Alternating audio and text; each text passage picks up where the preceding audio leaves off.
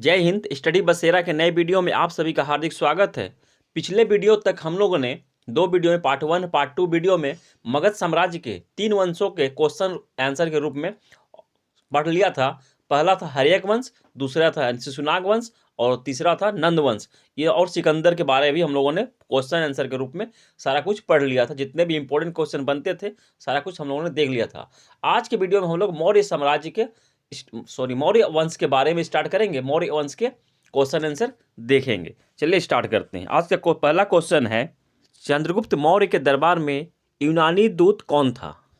Option है, option A Megasthenes, option B Deimachus, option C Dionysius, option D Sandrocottus. तो इसका answer हो जाएगा option A Megasthenes. Chandragupta Maurya के दरबार में यूनानी दूत था मेगस्थनीज। नेक्स्ट क्वेश्चन है, क्वेश्चन नंबर 2 है, इंडिका का लेखक कौन था? इंडिका एक पुस्तक है, ऐतिहासिक पुस्तक है। इसके लेखक कौन थे बताइए। ऑप्शन है, option A Vishakhadatta, option B Kalhana, option C Megasthenes, option D Dionysius. तो इसका आंसर हो जाएगा ऑप्शन सी मेगस्थनीज।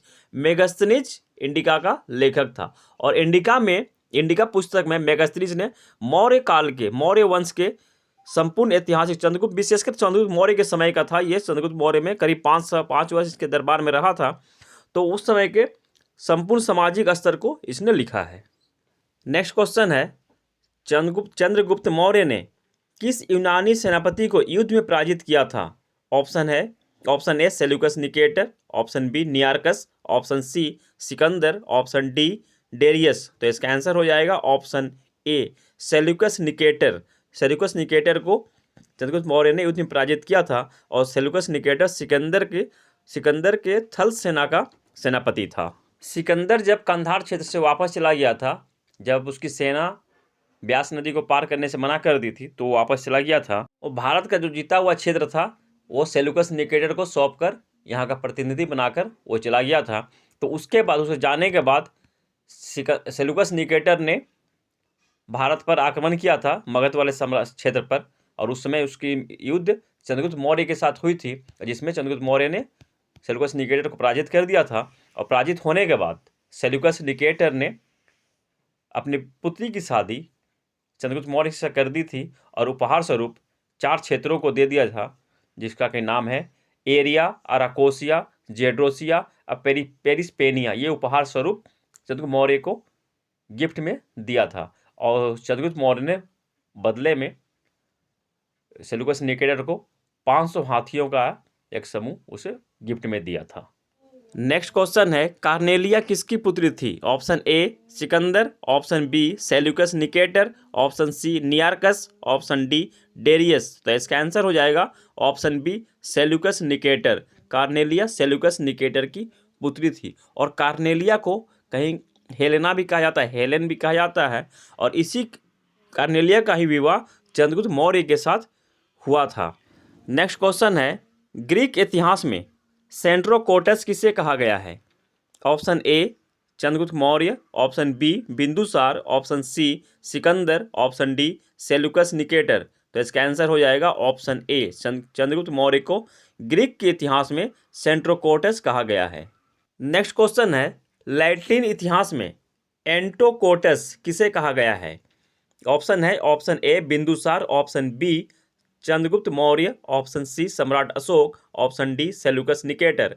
तो इसका आंसर हो जाएगा ऑप्शन बी चंद्रगुप्त मौर्य। चंद्रगुप्त मौर्य को लैटिन इतिहास में एंटोकोटस और ग्रीक इतिहास में सेंट्रोकोटस कहा गया है। नेक्स्ट क्वेश्चन है, चंद्रगुप्त के किस अभिलेख से बंगाल में किए गए सामाजिक कार्य की जानकारी मिलती है? ऑप्शन ए सहगौर अभिलेख, ऑप्शन बी जूनागढ़ अभिलेख, ऑप्शन सी महास्थान अभिलेख, ऑप्शन डी गोरखपुर अभिलेख। तो इसका आंसर हो जाएगा ऑप्शन सी महास्थान अभिलेख से बंगाल में किए गए सामाजिक कार्य और बंगाल में जो नहर बनाए गए थे उसकी जानकारी मिलती है कि चंद्रगुप्त मौर्य ने बंगाल के क्षेत्र में भी कार्य किए थे, यानी कि वहाँ तक पूरब में बंगाल तक इसका साम्राज्य था। नेक्स्ट क्वेश्चन है, चंद्रगुप्त मौर्य के समय अकाल की जानकारी किस अभिलेख से मिलती है? यानी कि अकाल चंद्रगुप्त मौर्य के समय में अकाल पड़ा था, तो इसकी जानकारी किस अभिलेख से मिलती है? तो ऑप्शन है option A Junagadh, option B Sohgaura, option C Mahasthan, option D Sarnath. तो इसका आंसर हो जाएगा ऑप्शन बी सहगौर अभिलेख। सहगौर अभिलेख से अकाल की जानकारी मिलती है। और सहगौर और अभिलेख कहाँ है, ये भी क्वेश्चन बन सकता है कि सहगौर अभिलेख कहाँ है। तो सहगौर अभिलेख वर्तमान में यूपी का शहर है गोरखपुर, वहाँ है ये सहगौर अभिलेख, वहाँ से प्राप्त हुआ है। और सहगौर अभिलेख से और एक क्वेश्चन बन सकता है कि सहगौर अभिलेख से ही हमें चंद्रगुप्त मौर्य के अकाल पीड़ित लोगों की सहायता करने की जानकारी भी मिलती है और लोगों से अपील करने की भी जानकारी मिलती है कि अकाल पीड़ित लोगों को सहायता करने की, जो धनी मान्य लोग थे उनसे अपील किया था चंद्रगुप्त मौर्य ने कि जो अकाल पीड़ित लोग हैं उनकी सहायता करिए प्लीज।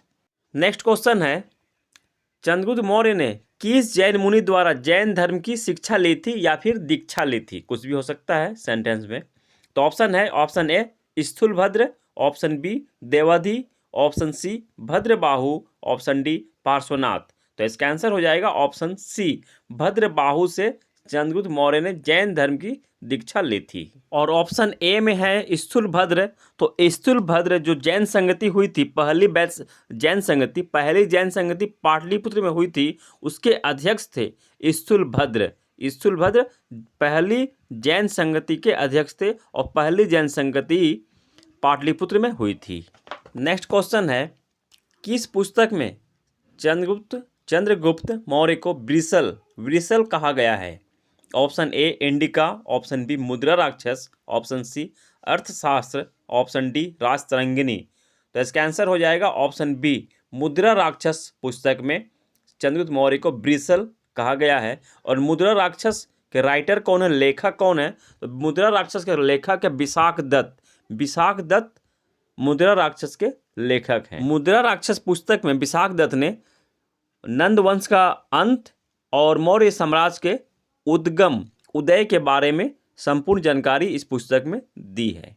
नेक्स्ट क्वेश्चन है, मेगास्थनीज किसका राजदूत था। Option A Sikandar, option B Seleucus Nicator, option C Darius, option D Nearchus. तो इसका आंसर हो जाएगा option B Seleucus Nicator. Megasthenes Seleucus Nicator का राजदूत था और मेगास्थनीज चंद्रगुप्त मौर्य के दरबार में करीब 5 वर्षों तक रहा था और चंद्रगुप्त मौर्य वंश के बारे में उस समय के सांस्कृतिक और राजनीतिक पूरे कंप्लीट सामाजिक स्तर को इसने अपने पुस्तक इंडिका में वर्णन किया है। इसकी पुस्तक इंडिका से मौर्य वंश के समय के पूरे इतिहास की जानकारी मिलती है। नेक्स्ट क्वेश्चन है, सुदर्शन झील के निर्माण की जानकारी किस अभिलेख से मिलती है। Option A Mahasthan, option B Junagadh, option C Sohgaura, option D Mandsaur. तो इसका आंसर हो जाएगा ऑप्शन बी जूनागढ़ अभिलेख से सुदर्शन झील के निर्माण की जानकारी मिलती है। और यह जानकारी इसी अभिलेख से मिलती है कि सुदर्शन झील का निर्माण चंद्रगुप्त मौर्य ने किया था और जूनागढ़ अभिलेख गुजरात में स्थित है। क्वेश्चन यह बनता है कि जूनागढ़ अभिलेख कहाँ स्थित है। तो इसका आंसर हो जाएगा गुजरात, क्योंकि जूनागढ़ अभिलेख गुजरात में स्थित है। और यहाँ और एक क्वेश्चन बनता है कि जूनागढ़ अभिलेख किसके द्वारा लिखवाया गया है। तो जूनागढ़ अभिलेख जूनागढ़ के राजा रुद्रदामन द्वारा लिखवाया गया है, रुद्रदामन के द्वारा लिखवाया गया है। और जूनागढ़ सुदर्शन झील का पुनः निर्माण किसने करवाया है, यह भी क्वेश्चन एक बनता है कि सुदर्शन झील का पुनः निर्माण किसने करवाया है।